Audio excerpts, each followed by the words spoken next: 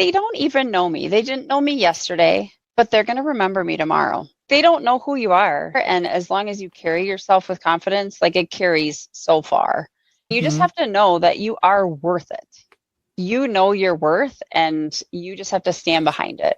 Hi there. This is Her Intentional Reset, a podcast for women in midlife curious about whether the career they chose 20 years ago still fits. Hear from women who have made pivots big and small, discuss the practical realities, the trade-offs, and whether the change was worth it. I'm your host, Molly Whipperfirth, and if you're new here, welcome. I'm glad you found us. And in between episodes, continue the conversation with us on Instagram and Facebook at herintentionalreset.co, that's .co, for behind the scenes and what's coming up next. Now, let's get into today's conversation. Meet Leah Tilstra, Senior R&D Engineer at Abbott, located in the Twin Cities, Minnesota. Leah is a mechanical engineer, senior research and development leader, and mother whose career reflects the power of taking an intentional pause and returning with clarity, confidence, and purpose. Early in her career, Leah built deep technical expertise across project management, product development, and quality roles at leading medical device companies, including Abbott, Zimmer Spine, and Boston Scientific, where her work contributed to FDA submissions, global product launches, and patented technology. At a pivotal point, she made the deliberate decision to step away from corporate America to focus on raising her 4 children and supporting her family's move across the country from Texas to Minnesota. During that intentional pause, Leah didn't step out of leadership. She simply applied it differently.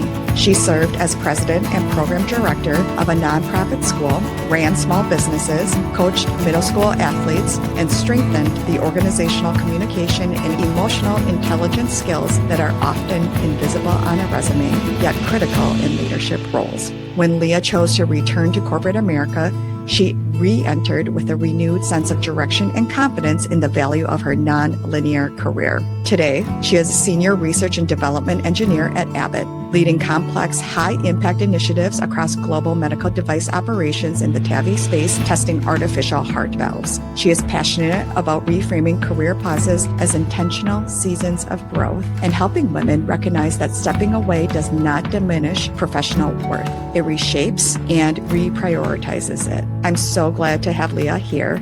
This is Her Intentional Reset. Hi, Leah. I'm so glad you're here today. Thanks for joining. So happy to be here. Before we dig in, Leah, I want to underscore one line from your bio because it's the whole reason that this conversation matters. And what you wrote is that you believe career pauses aren't gaps. They're intentional seasons of growth that reshape professional worth and not diminish it. And so I just want to say really quickly to everyone that's listening, if you are listening and you've stepped away in your career and you're wondering how to come back, this conversation is for you.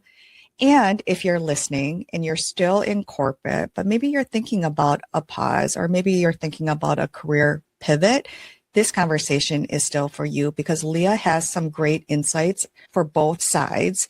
And no pressure, Leah, but I walked away from our prep meeting so jazzed and fired up. Everyone listening, I hope you walk away knowing your worth and with the confidence and maturity that Leah brings to this situation that she'll share with us today. And that's what I'm excited for everyone to hear. So no pressure.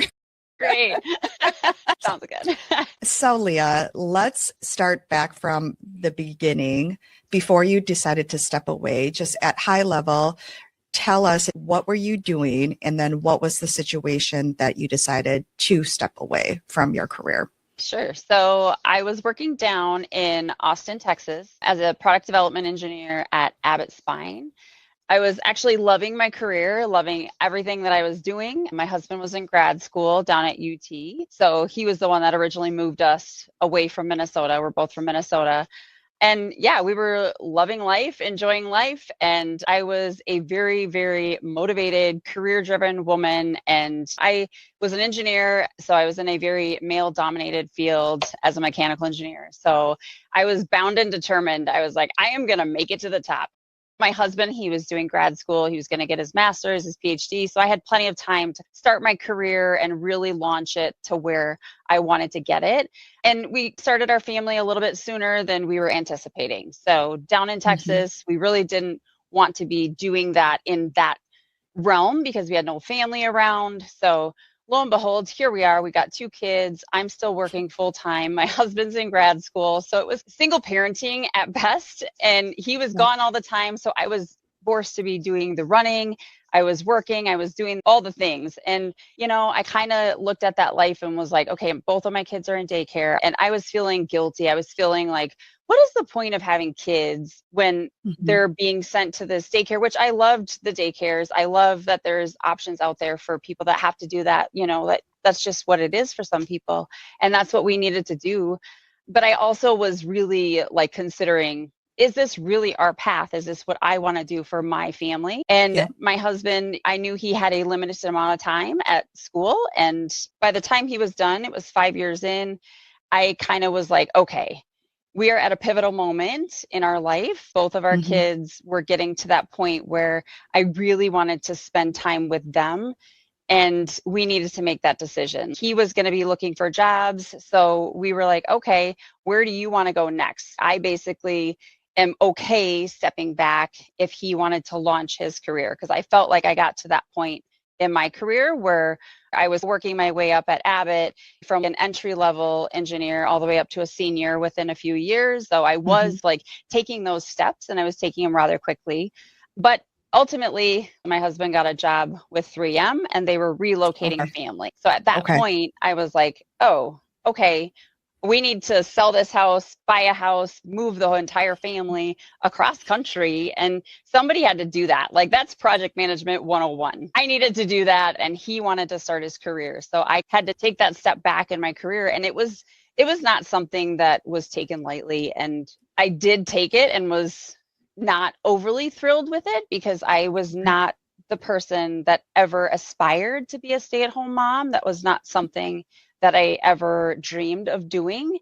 But in that moment, after having those kids, like, I really, really felt bad every day sending them to daycare. And I really wanted to be there for them. And I was like, you know what?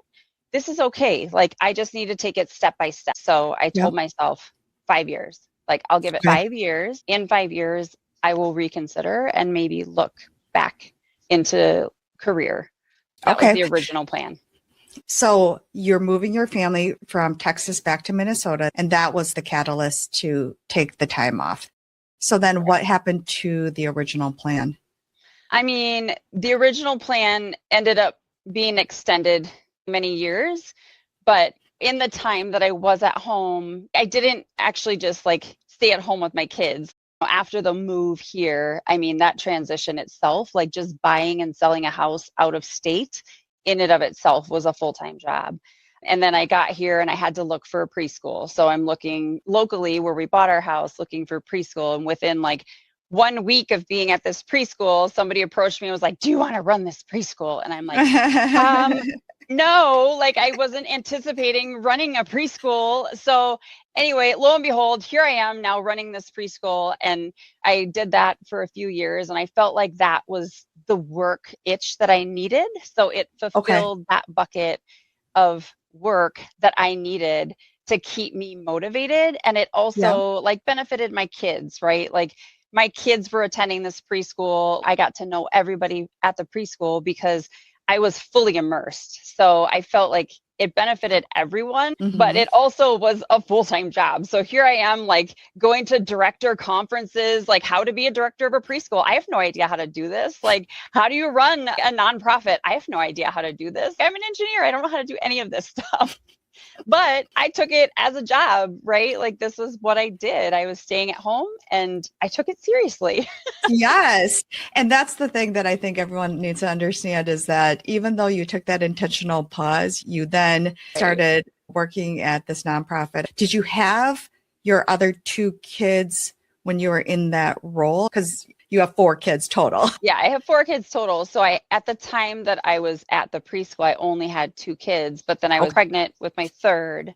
When I was operating the preschool, I delivered my third, and then got pregnant with my fourth. And that's when I was like, okay, I feel like I need to start taking a step back, because I was also running another group, like the Moms Club of Shoreview was also a thing. And I was on the board of that, scheduling all these play dates and meetups. And I was getting far too involved with everything. But also moving into a new community, I felt like I didn't know anybody.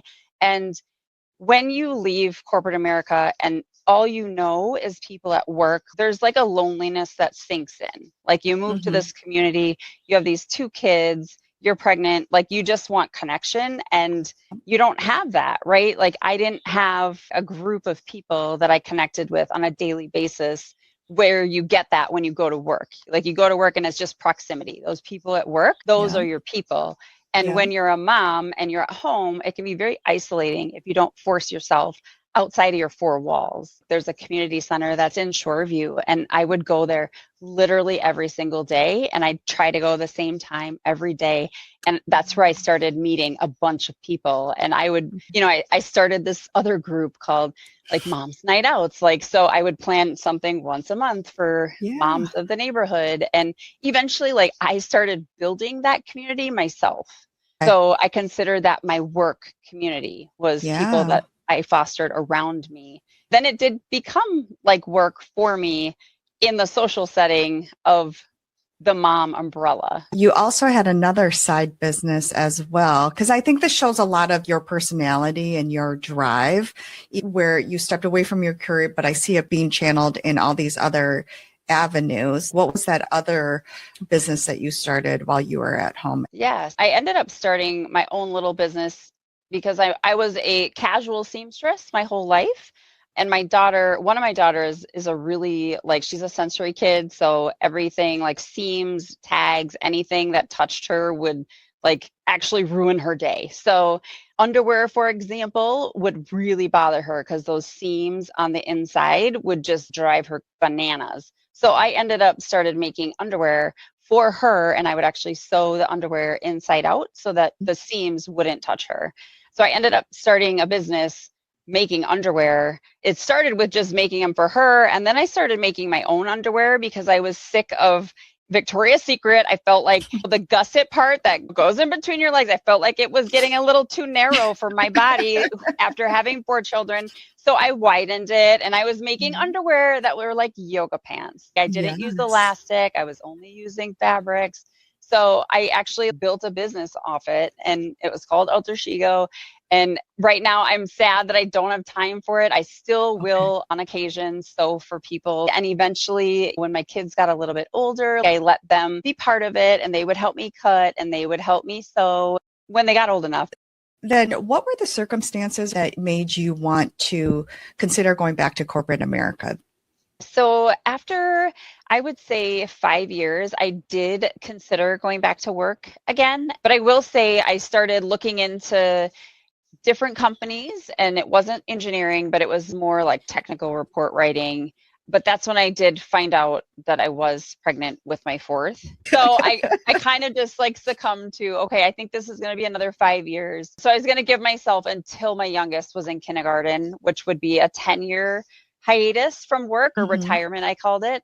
But then at her kindergarten year, that's when I did actually start interviewing, and that's when COVID hit. So I was like, you know what, this is not the time. Like, it seems like everybody's coming back home. I don't need to be doing this to my husband at this point. A whole life transition with me and him and all the kids back at home. Like, it just sounded terrible. So it extended our life a little longer. So it was 2 more years after that that I finally transitioned back to work.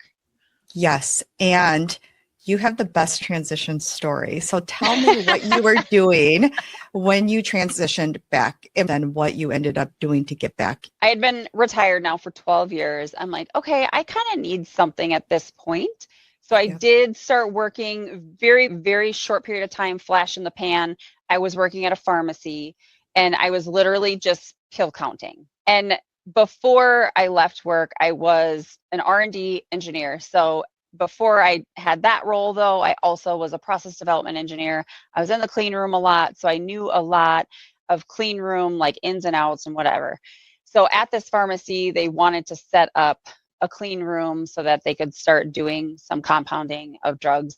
So I was starting to talk to some of the pharmacists there, and they were like, hey, do you know anything about clean rooms and how to set them up? And I was, well, yeah, I mean, I know a lot of the clean room guidelines and whatever, because I did work in that industry.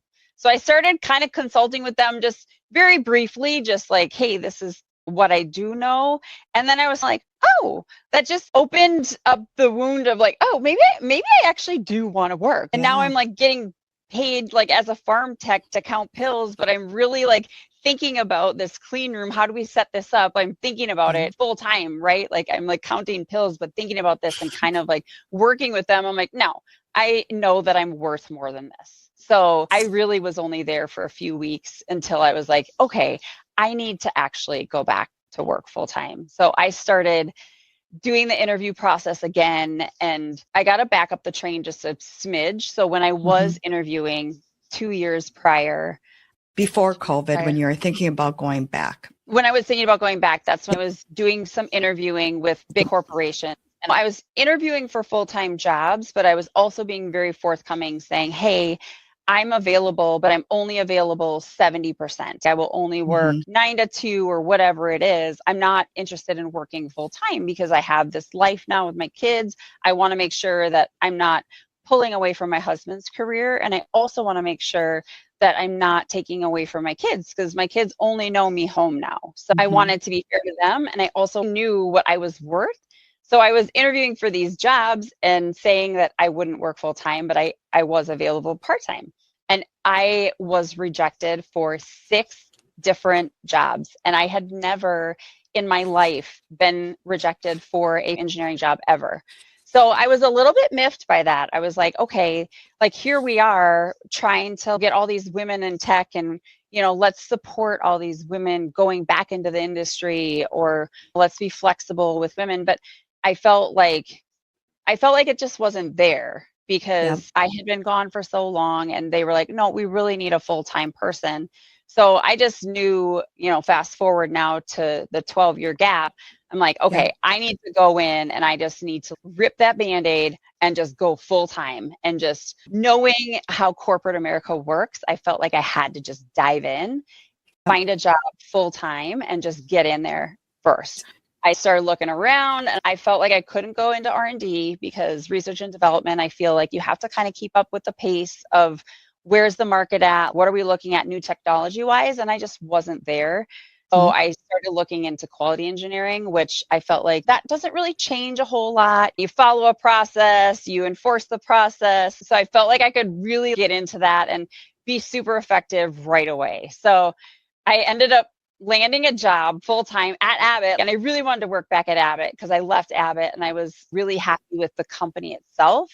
So I went back at Abbott, but I landed in their distribution center, which, I mean, distribution centers are a whole different beast when it comes to working in corporate America. So it was corporate, but it was definitely not what I was used to. I mean, I was working on concrete floors. There's robots buzzing around. I mean, it's like, imagine like an Amazon pick center that people are picking and sending it. And so being a quality engineer at this distribution center is like being the Grim Reaper. Like every time I stood up, they're like, here she comes. Here comes quality. Like, oh my gosh, what's wrong? What's wrong? Like, and it was just so lively and dynamic. But I feel like it was something that I needed because it forced me to be there every single day. And I had no choice. I had no choice other than to just get up, get there, and just do my job every single day. And I feel like if it would have been flexible and, work from home, I feel like it would have been different. I knew that getting back in with Abbott, I just needed to get in the door, and I knew I had quality skills on my rap sheet. Quality engineering skills. I mean, we know that you have quality skills, but quality engineering, just for listeners that are following along. Okay, so you had the qualifications, but I mean, you knew that you were getting your foot in and you were there for 2 years. It sounds challenging environment, fast-paced environment. It's at full time and it's at the job that you may not love, but it's with the company that you want to be at. How were you feeling like getting up every day and showing up at that time? Honestly, I felt alive again. I truly felt like oh, like I have a sense of purpose. I mean, Yeah. after being at home for so long, those last 2 years of being at home, and Yeah. like even when COVID was ending and my kids were now back in school, there was just the mundane of just like dishes, Mm, cleaning, and whatever. There was some like depressant in that where I was like, okay, I know that I need to do more for yeah. myself, my own Yeah. self-worth. I wasn't getting that by vacuuming my steps again. Like I wasn't Okay. getting that by even going for a walk. I was not getting Yeah. that. That's just not who I am. Yeah. I am a work horse to the core. That's just Mm. how I grew up was Oh, we work. That's just how we grew up. So yep. yeah, so I loved it and I loved going to work every day. I loved talking to other humans every day and just like when you're out socially and people are like, "Oh, what do you do?" When you're meeting somebody, when you're Hmm. at home, it's kind of like a conversation killer when you're like, "Oh, I stay at home with my kids." And it's people don't want they're not encouraged to continue that conversation. Like it's really sad even though there's so much you could ask about with somebody that does stay home. There's so much that you could learn from somebody, but Yeah. it does kill a lot of conversations, which is sad. And now it's like, oh, I feel like I say something like, oh, I work at the distribution center. Let me tell you all these fun stories, you know? I agree with you. I think it's a real disservice to people that do stay at home. And again, you weren't, even though you were staying at home, you're running a nonprofit. You Really? had this innovative, sensory orientated underwear Yep. business. You're raising 4 kids. I know. I mean, there's so much to it, but I agree that there is a societal stigma. Yeah. Yeah. Yes. Tell us though, when you were at the distribution center, what happened? How did you end up where you're at now, the role that you want to be in?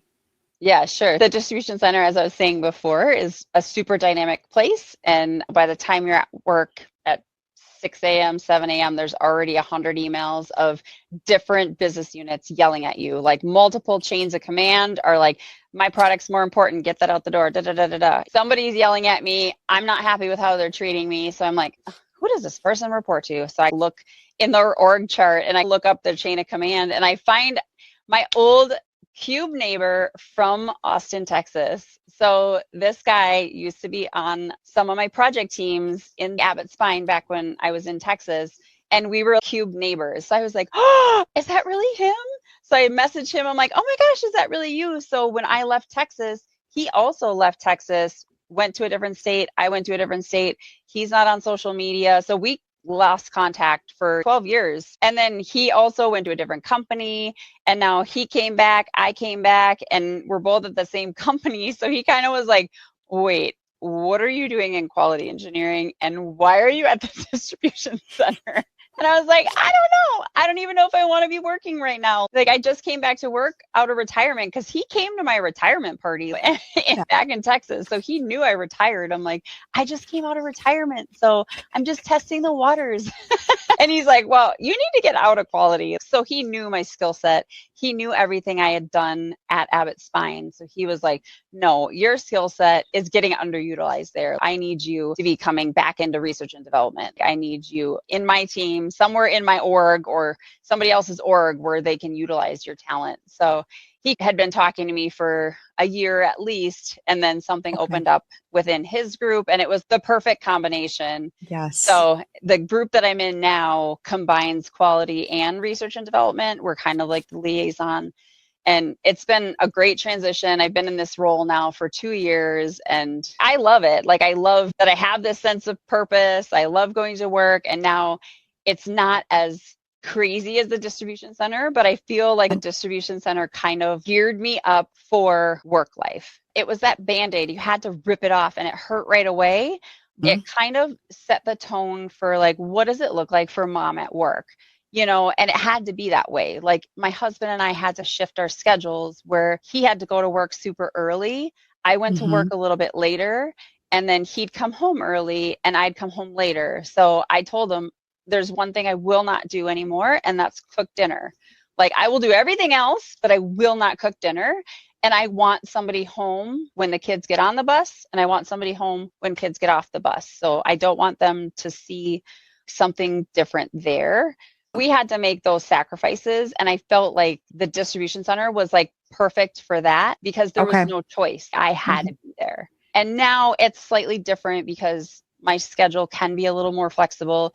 His is getting a little less flexible because he's working his way up at 3 a.m. But my time at home was so valuable also for him. Like he was allowed to do everything he wanted in his career because he had the freedom to come and go whenever he wanted. He could work long hours, he could work short hours, he could do whatever he wanted because he had the benefit of me being home. It allowed him to work his way up, I would say, quicker than normal Yeah. because I sacrificed my career, or at least a portion of Early my on. career. Yes. So that was a great segue to talk about some of those practical considerations or those other considerations. And let's start with that family impact. And you painted a really good picture. Things had to shift at home. How was your family's reaction, his reaction, the kids' reaction initially with the transition? I would say that everybody kind of had a smooth transition. For him, it was maybe a little bit more of a struggle because there was a little more stress put on his plate. Cooking dinner is not easy. Figuring Mm-hmm. out what to cook every day is also not easy. And after about a week, you're over it. Yes. So understanding that, I still try to help with even prepping the kitchen for that, making sure there is the groceries available so that you can provide the dinner is also important. So I think the biggest transition was probably for him. The kids, I feel like they're malleable. And I feel like because there was always still somebody there, it was easier for them. I will say, though, over the summer, it's a little bit harder because they are so used to me being home the entire time. It is every day they will still text me and be like, Mom, can I do this? Can I do that? And I'm like, isn't your dad at home? It's still on my plate to be that coordinator, which is fine. But Yeah. I feel like Yes. they transitioned a little bit easier. That's good to hear. Thanks for sharing that. And I agree. The 12 weeks at home, I work from home even prior to this when I wasn't traveling, and it's awful. It's hard. It's It's hard. so hard. Yes. One last thing about the transition, you had a document that you made, and I feel like maybe that helped level set things. Can you share what that document is called and what it was? Yeah, so if you allow swearing, it's called Shit My Wife Does for When I Die. It was kind of out of rage. I felt like there's so much stuff that's in my head, and my husband wants to help. So he's constantly like, if you write it down or if you like let me know, I'm happy to help. But all that stuff is up there. I can't Right. always write it down. So I did create a Google Doc now that if I remember, I go into it and I'm like, okay, in the month of September, order yearbooks, like order this, order Mhm. that, sign up for this, sign Mhm. up for that. So now there is a document that goes month by month. I try to put almost everything that I have done in that month for him, just in the event that I ever died or whatever, or I just don't care anymore and he needs to step up. But yeah, it's called Shit My Wife Does in the Event I Die. Good luck. Coined by Leah Tilstra, that will be adapted by every single listener in this show. And I want to Yeah. see everyone make this document and send me a picture, and we will post it all. But I feel like that's important because, to your point, on so many levels of it's all in your head. This is another deeper conversation about the mental load that majority of women carry, whether you're the working mom or you're the stay-at-home mom, but a lot of times it is that mental load. And isn't it great that our spouses want to help, but we just have to tell them what to do, which defeats the purpose. But what I love about that is you actually took the time to write it out. Yeah. And I think that speaks volumes. Let's talk a little bit about what re-entry looked like after stepping away from corporate. What had changed in the corporate world, or what surprised you the most when you came back? What did you observe? I will say it was really hard to re-enter. First of all, I felt like I was somebody before I left. So I felt like I had earned a lot of credibility in general. So it was really hard to come back and be like, okay, nobody knows me here, but they treat me like I am a green engineer that doesn't know anything. So just earning that street credibility was extremely difficult. I have started to earn the rapport now. But the biggest thing I would say that was totally different night and day was just everybody's work ethic around me. Now that I had taken 12 years off, so I'm sitting next to a lot of times, I would say upper 20s, young 30s, we're at the same level at this point. And our work ethic is just completely different, where this whole work from home, work-life balance, everybody kind of caters to their mental health and their body health and all the things, where that wasn't a thing 12 years ago. You wake up, you go to work, you get your shit done, and you go home. Where now it's like people are like, oh, well, my earlobe is kind of painful today, so I might have to just rest it. So it's just some of the excuses that you hear is baffling to me. Sometimes I have coworkers that are like, oh, my dog, I need to be around them today. I'm like, what? I have 4 kids with pneumonia right now and 2 are hospitalized. You're worried about your dog? Put your dog in a kennel. I just feel like there's just a difference. And maybe, I don't know what's better. Maybe it is better. They're more in tune with what their body needs, what their life needs, where maybe I'm ignoring certain things because, work is always important and your perception of other people around you and how you want to be perceived is maybe different, where they just don't have that perception. They don't care. They're just like, nope, this is my reality. And it's just different. It's just different. I think that's an interesting observation, especially, working from home with COVID. And then a lot of that attitude has still stayed the same. And it's hard to know, is it a generational or an age thing? Conversely, what hasn't changed at all at Abbott or in corporate America culture for you? Well, I mean, people are still trying to climb the ladder and people are still vying for that spotlight. And sometimes at other people's expenses, they're trying to step on top of each other to get there. And the beauty of actually being gone and re-entering after over a decade is that motivator for me is just not as much there. Somebody is wanting that limelight and they're like, oh, I'm going to take that on because I know it's going to put my name in like a special light. Then they take it and it's just like, okay, you have it. Go on with your bad self. Do it. Where I'm just like, you know what? Steady Eddie here. I'm going to produce and I'm going to produce good work. I just am uninterested in the corporate politics in that regard. Networking is still a thing for me. I feel like networking is still a thing in corporate America. So it's not what you know, it's who you know. And that is still alive and well. I don't think anything has changed about that. But there are things that are still very much the same. I know that networking is an important topic for you. And that's how you ended up in that role that you're in now. Tell us why this matters to you. I feel like it matters because this guy that I found in the org chart, like I was saying earlier, I felt like earning that credibility after this long gap. People don't know who you are. They don't know your rap sheet. And even when you're interviewing, like throughout the interview process, they're asking you questions from what you did in corporate America 12 years prior. And it's like, okay, that's actually not relevant. Why don't you ask me about my sewing business? Why don't you ask me about running a preschool? Why don't you ask me about any of these other things? And they don't really care about that. All they care about is what did you do in your time in these corporate walls? It was really comforting almost to find this old coworker in this position to help kind of guide my career now and not necessarily pull me. Like he knows my history. It is really important still to have that network because he knows I am a solid worker. I didn't have to explain myself. I didn't have to prove myself because I am still that same person, even though I had this big, massive gap with no corporate experience in that gap. And that's hard, if you are considering taking a break to stay at home with your kids or to do something else, I still feel like it's really important to keep that network in some capacity.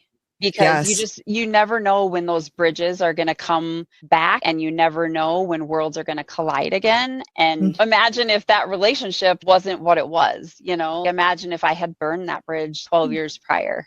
it would have been a different story. Absolutely.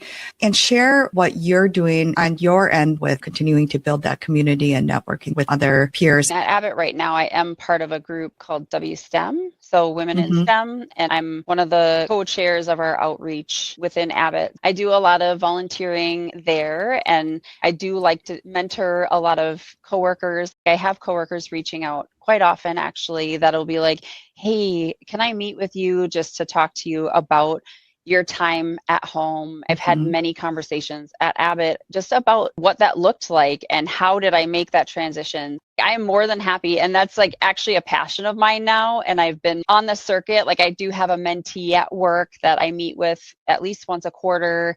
I love advocating for that because I am here to prove to you that you can have a career. You can also have a family. You can actually enjoy your family time when it is important, when they're at your house. And then you can also re-enter. And guess what? Corporate America is still there. It's still the same. People can be maybe shifted in their personality and like work ethic, but it's still there and the work's the same. It'll be there for you. You know what? I'm trying to figure out, is there something else out for me, or will I go back to corporate America? And so just hearing you say that is just reassuring, even for someone like me. I just think it's going to be there for you, Molly. It'll always be there, even 12 years later.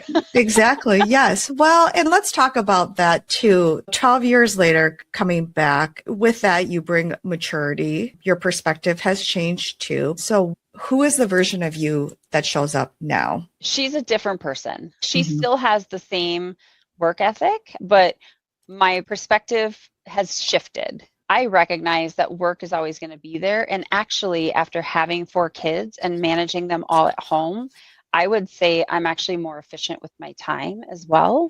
So I can get done in 1 hour what my coworkers can get done all week. And people are stressing out about this. I actually often get people be like, are you not stressed out? I'm like, no, this is not stressful. I actually live in a house with 4 teenagers. This is not stressful. But I still am driven. I still want to climb that ladder. I still am that person. But I also have that perspective of my kids are still going to come first. My family is still going to come first. And I will not sacrifice that life for a job. Yes. So if I start recognizing like, oh, hey, this is impeding in my family life or something is shifting there, I will start to re-level. If my husband's like, you seem crabby, it seems like your work's affecting you. I'll take that and be like, oh, I don't want it to. So let's like change that narrative and let's just be like, you know what? It is just work. I need to take a step back then and maybe refocus. I love that. And another thing I want to bring up is when you were negotiating back at Abbott after being away, how did you negotiate your salary? So I looked at where I left. So I was not naive to that. I left as a senior. I didn't expect to jump 5 levels. So I came back, I humbled myself. I'm going to come back as a senior because I also don't want to outpace myself and put myself in a position where I wasn't comfortable. So I did come back as a senior engineer as well. But I also knew my worth. So I was like, I'm going to demand what I feel like I'm worth. So I did demand a lot more than what I left getting paid years prior. And then I also demanded a bonus because the pay scale had changed where the bonus structure was when I left 12 years prior. Those job grades had all shifted. I was like, okay, well, then I want a sign-on bonus. Did they try to ask you where you were at before and go off? They didn't. Okay, so they recalibrated based off of current titles. Yeah. Responsibilities. Okay. And then you still negotiated what that initial offer was instead of saying, oh, I've been away, I should probably just take whatever that they offer. Yep. Nope. They offered something lower. I put it extremely high and then we settled somewhere in the middle. And then I also got a bonus. Because honestly, I didn't need the job. I didn't need the financials. We had operated on one income for so long that it was like, if I don't get the job, how's it going to hurt us? It's not going to hurt us. So the worst thing they're going to say is no. Yes. So why not try? I know that you're in a position where you didn't need that income, but still mentally you wanted that job and you knew that you wanted that stimulation. Yeah. My question is, where do you get this confidence to be able to say, and you said it before, like, I know my worth. Where does that confidence come from? But I'd say, like, I love it because that's what all of us in this community need to hear. If you're going back to work or trying to get back into the workforce, do not settle and undercut and sell yourself short with taking the first offer that they give to you. Know your worth. Yeah. And so, Leah, if there's something that you could share with someone else that needs to understand that or needs to hear that encouragement, where does that confidence come from? Or what is that voice in your head saying to you? I feel like in my head, I'm constantly saying, they don't even know me. They didn't know me yesterday, but they're going to remember me tomorrow. They don't know who you are. So confidence, Yes. I feel like I've always had it, but at the same time, again, they don't know who you are. And as long as you carry yourself with confidence, like it carries so far. You just have to know that you are worth it. Like, you know your worth and you just have to stand behind it. Yes.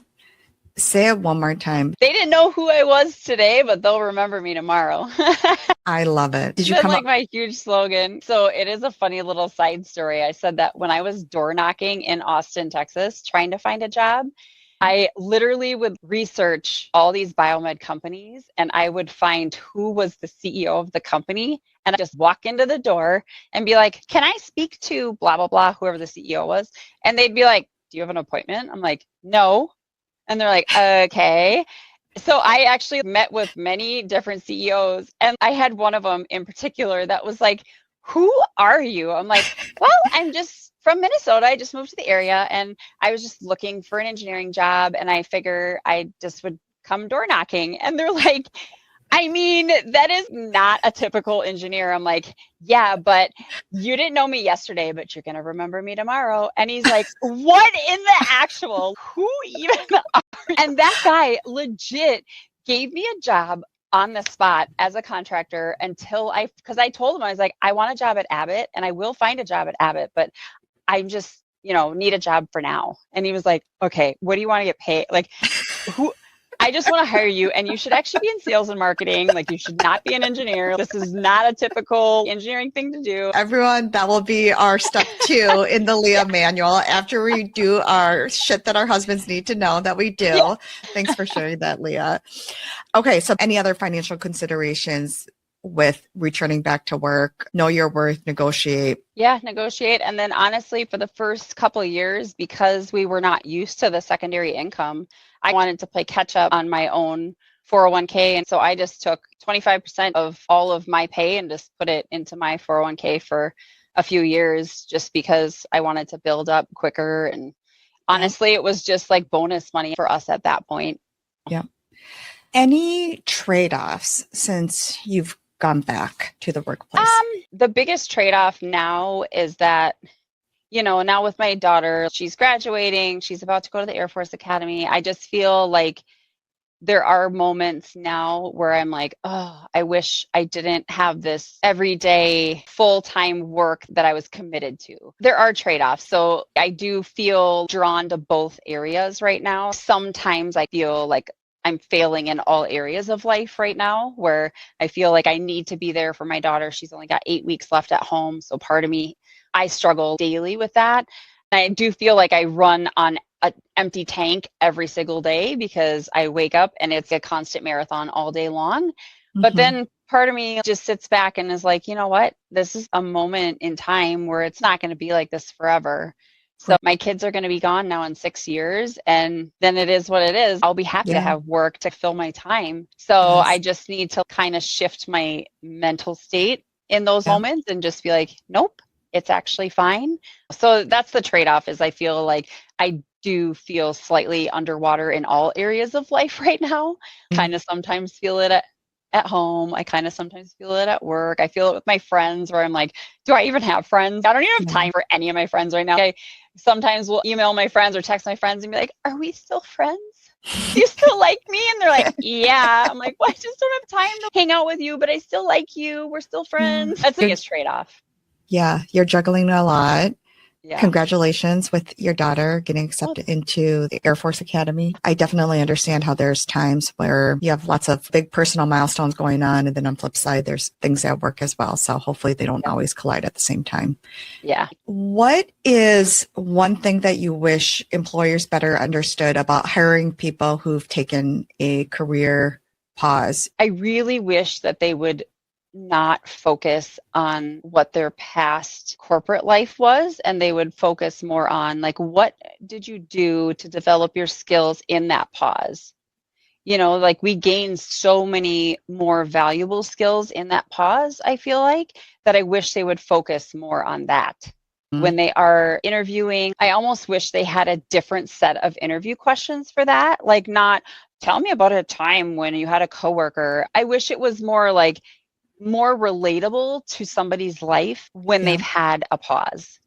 Because I Yeah. felt like some of those interview questions, I was like, this is not even relatable. And I'm just going to tell them a bunch of BS because I mean, it wasn't BS, but it was from when I had worked 12 years prior. Well, maybe my brain isn't remembering everything and now I'm just making it up.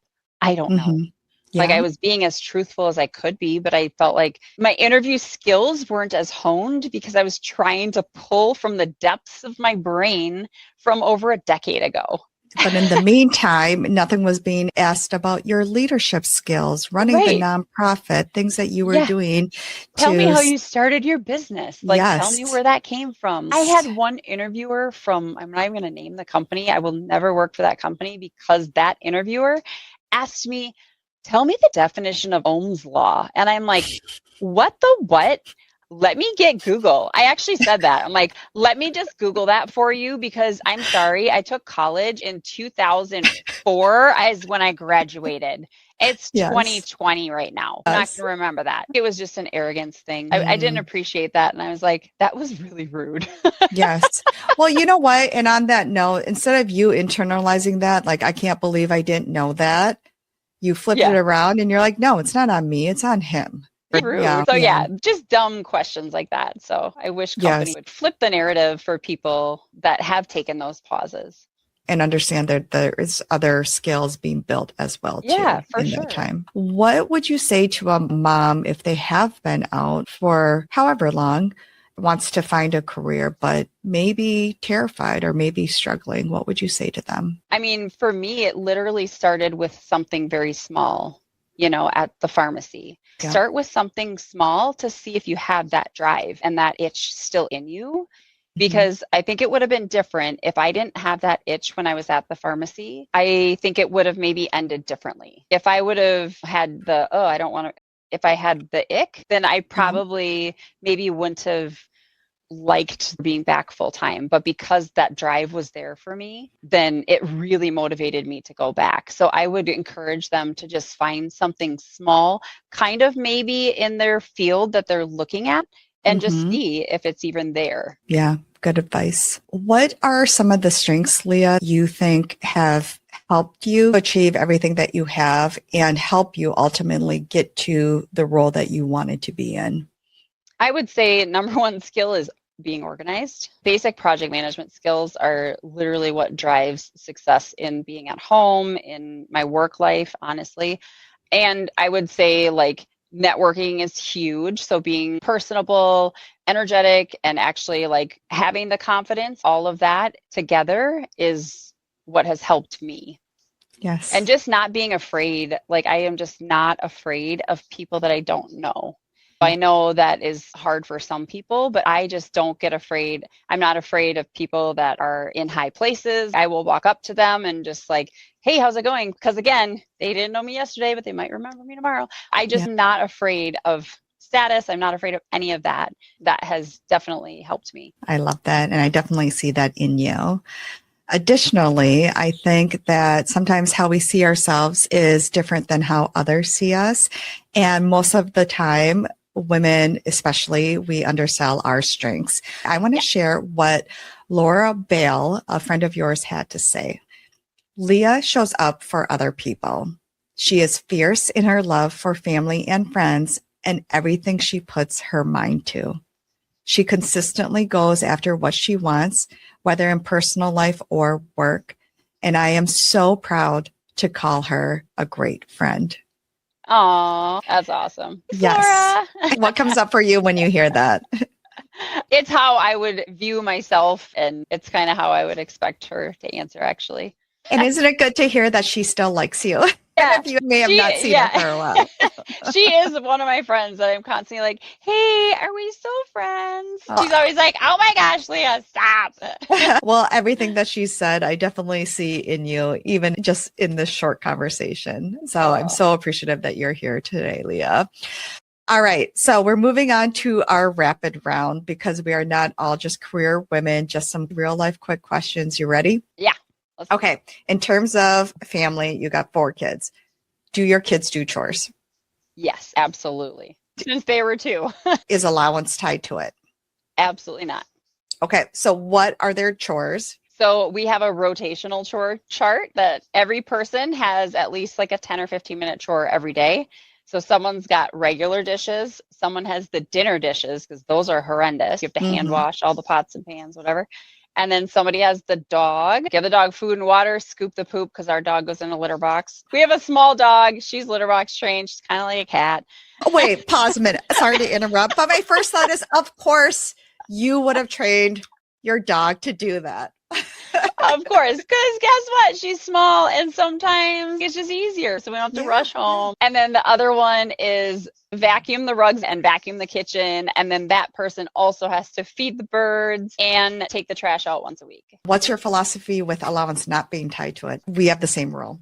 Yeah. So my philosophy is you live in this house. So these chores are because you live here. So it's part of the community and everybody serves in your community. We give them an allowance, but it's small. It's tied to a percentage of how old you are. It's literally like pennies, but it's only so that they can understand digital money. And we don't always want to say no to trinket doodads and just dumb stuff. So if you want to buy your stupid Brawl Star pass, you can if it's in your allowance. We're not allowing you to go negative either. Do you have a motto or mantra that you live by? Yeah, it's from my dad, and I've had it forever. And he's always said, it's strictly mind over matter. If you don't mind, it don't matter. So, and that's with anything. If you're physically struggling, if you're doing a workout, if you're at work or whatever. Oh my gosh, so funny. He must know I'm talking about him. For everyone that can't see, Leah just held up her phone and her dad is literally calling right now. Yeah. So that's been his mantra forever. If you don't mind, it don't matter. Can't think of a better way to end this time. Thank you so much, Leah, for sharing your journey. I want to say this out loud before we go. You did not step away for 12 years to just be at home. You ran a nonprofit, you started a sewing business, you raised 4 kids, you moved your family across country. And I just want our listeners, if you take anything away from Leah's story, I hope it's that the years away are not a gap on your resume. They're the years that you are quietly building the version of yourself who comes back fearless and knows her worth. Leah, if listeners want to reach out, and maybe it is about stepping away, you had mentioned you'd be open to people reaching out. Yep, absolutely. I am always open to mentoring, having conversations with anyone about the journey that I've been on or what you're hoping to go on, and I'm happy to talk about it. What is the best way to get in touch with you? So you're welcome to either DM me on Facebook, Instagram. Sounds good. We will link your Facebook, Instagram, and your LinkedIn. Yep. Sounds good. Great. Thanks again. Awesome. Thanks so much, Molly. Yes. And to our listeners, if this episode resonated with you, subscribe on your streaming platform so you never miss another conversation, and share this with one woman who needs to hear it. Every subscribe and share helps the algorithm get the show in front of more women asking the same questions that we are. And that's how we grow this community together. And remember to explore on your own terms, because nothing changes if nothing changes.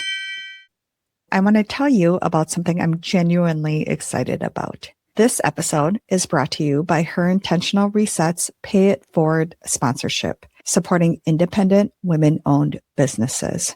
One day I woke up and discovered my love of plants. and they've become a part of my love language. I was so excited to hear about Roots in Bloom, a mobile plant shop now available in the Twin Cities, founded by Sierra Curtis. Roots in Bloom turns plants into an entire self-care experience, from painting and planting to plant bingo and so much more. Follow Roots in Bloom Studio on Instagram to see where the mobile plant shop is popping up near you, and mention her intentional reset for 20% off any plant purchase, because taking care of yourself is always worth it.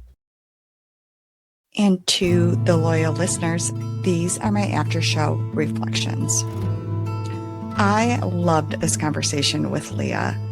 I've been wanting to talk with women transitioning back to the workforce, and I can't think of a better person to start this conversation than with Leah.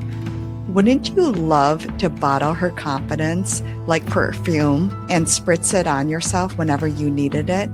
When I think of Leah, I think of a cool, badass woman, and I mean that in the best possible way.